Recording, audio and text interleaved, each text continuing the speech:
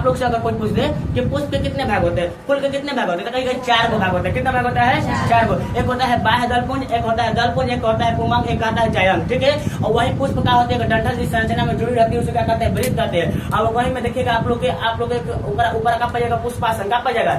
अब पुष्पासन के बाद आप लोग देखिए ग्रीन कलर का आप लोग एक संरचना दिखाई देगी, इसको कहेंगे बाह्य दल का कहेंगे। और समूह में रहेगा तो इसे बाह्य दलपुंज क्या कहेंगे? और बाह्य दलपुंज के बाद आप लोग कोमल इस संरचना दिखाई देगी, इसको क्या कहेंगे? दलपुंज का कहेंगे।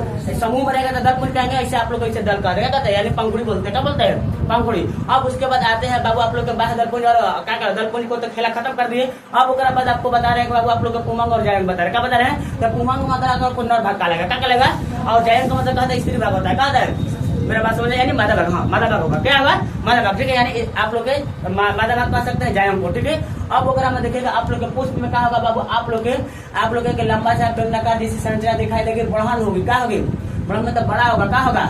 और ऊपर में आप लोग देखिएगा टोपी टाइप का दिखाई देगा टंकी से, मैंने कहा एकदम टोपी क्या है आप लोग बिंदु टाइप का। क्या बोले?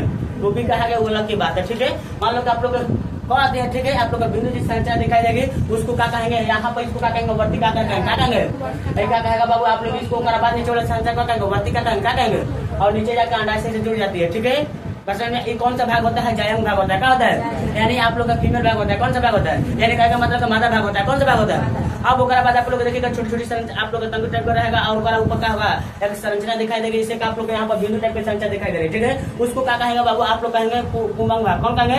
पुमंग, यानी नर भाग कहेंगे। क्या कहेंगे? नर भाग। और नर भाग के बाद आप लोग का ऊपर आप लोग जिससे आप लोग बिंदु जिस संरचना दिखाई देगी उसे क्या कहते हैं? पराकोष कहते हैं। क्या कहते हैं? और पराकोष से आप लोग कहा तो पतली से नलिका टाइप में जोड़ी रहती है, उसे क्या कहते हैं? तंतु बोलते हैं। क्या बोलते हैं? अब उसके बाद बोले हैं कि बाबू आपको बोले हैं कि बाबू जो टोपी जिस संरचना आप लोग जैसे कि बिंदु जिस संरचना पाई जाती है, वो बिंदु जिस संरचना में आप लोग का पाया जाता है परागकण पाया जाता है। क्या पाया जाता है? जो परागकण का होता है हल्का पीले रंग का होता है। किस रंग का होता है? किस रंग का होता है? हल्का पीले रंग का होता है। ठीक है, अब बाबू आप लोग कभी कभी फूल को टच करिएगा तो आप लोग छुइएगा। ठीक है, तो छुइएगा तो आप लोग का हाथ में पीला रंग का लग जाएगा, तो मान लीजिए क्या है? परागकण। क्या है? अब वही परागकण का होता है बाबू आप लोग को बोले हैं कि बाबू यही परागकण निकल कर आप लोग को वर्तिकाग्र में जाता है। कहाँ जाता है? तो यही परागकण निकल कर वर्तिकाग्र में जाता है। इसे क्या कहते हैं? परागण कहते हैं। पर परागण नहीं, परागण कहते हैं। क्या कहते हैं? क्या कहते हैं? परागण। ठीक है, अब स्वयं के फूल में आप लोग स्वयं चला जाता है तो उसे क्या लगेगा?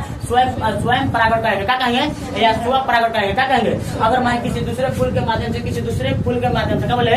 किसी दूसरे फूल के माध्यम से किसी दूसरे फूल में अगर जाता है परागकण तो आप लोग क्या कहेगा? उसे पर परागण कहेंगे। क्या कहेंगे? अब बात रह गई कि कैसे सर जी ये सब आप लोग कर लेता है रिसेशन की क्रिया। तो मान लो कि बाबू आप लोग जो स्वयं वाला फूल है तो उसमें पहले सबसे पहले आंधी तूफान आप लोग के आते हैं, चाहे भौरे सवरे बैठा है उस पर आप लोग का वही पर बैठ के वो पर बैठ के आप लोग चूस रहा है, इधर उधर कर रहा है, तब वो पैरवा में परागकण लगवे करेगा, उसमें से आप लोग निश्चित हो जाएगा। या कभी